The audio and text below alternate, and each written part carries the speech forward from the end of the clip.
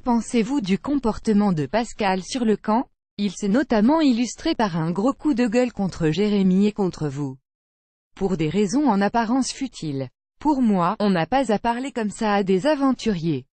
Il ne gère pas la pression parce que son petit Dylan est parti et que Jérémy est revenu. Je pense que j'ai été beaucoup plus en danger que lui, mais à aucun moment je ne suis mise à parler de cette manière. Quand Pascal est faible, il hurle. En dehors de l'aventure, sur les réseaux sociaux, Pascal s'en est également pris à vous il y a quelques jours sur Twitter avec un post dans lequel il a annoncé vos fiançailles avec Jérémy et l'arrivée d'un enfant conçu aux Fidji. Il a même invité les internautes à retweeter son message pour vous féliciter. Vous lui avez répondu en retour en dénonçant une information grotesque et de bas étage. Comment expliquez-vous son comportement? Il est vraiment tordu. Pourtant, ça allait vraiment bien entre nous. On s'est revus à l'avant-première de Koh-Lanta, et il n'y avait aucune animosité. Il s'entend très bien également avec Jérémy, c'est pour cela que je n'ai pas compris cette histoire. À mon avis, c'est juste pour faire parler de lui. Est-ce que vous lui en voulez? Au début, je m'en foutais.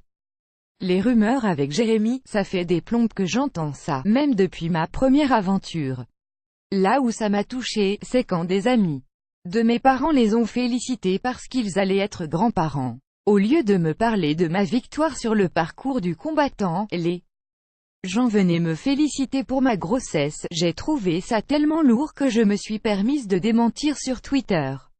Ça ne me ressemble absolument pas d'attaquer sur Twitter, mais là c'était trop. Si Pascal a envie de faire des blagues, qu'il les fasse à quelqu'un d'autre. Qui souhaitez-vous voir aller jusqu'au bout? Jérémy avant tout, mais aussi Alban, car même s'il ne s'est pas mis de mon côté, c'est quelqu'un que j'apprécie. Et Nathalie, parce qu'elle s'en est pris plein la tête depuis le début. Elle a un caractère que j'adore, elle ne se laisse jamais écraser. Et elle mérite d'aller au poteau. Quel est votre meilleur souvenir? Ma victoire sur le parcours du combattant et celle sur le duel face à Yacine. Il y avait aussi cette petite île en face de l'île des Jaunes, qu'on appelait l'île aux crabes et sur laquelle il y avait une piscine naturelle avec de l'eau turquoise. C'est une image que je garderai en mémoire toute ma vie. Votre plus mauvais souvenir, quand tous les aventuriers se tiraient dans les pattes à chaque fois qu'on rentrait du conseil.